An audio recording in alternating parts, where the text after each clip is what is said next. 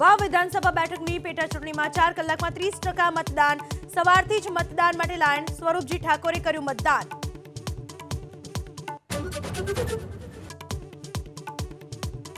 सोच समझ के की गई हुई ये घटना लग रही है।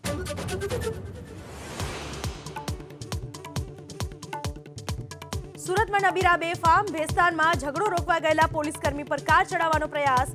સ્કોર્પિયોથી પીસીઆરને ટક્કર મારનાર શખ્સ સામે ફરિયાદ।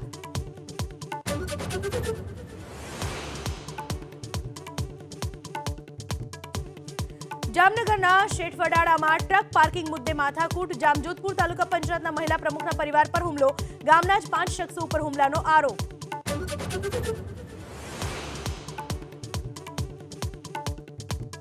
મધદરિયે દમણ કોસ્ટગાર્ડે કર્યું માછીમારોનું દિલધડક રેસ્ક્યુ ઓપરેશન। બોટમાં પાણી ભરાતા ફસાયા હતા માછીમારો। તમામને ખસેડાયા સલામત સ્થળે।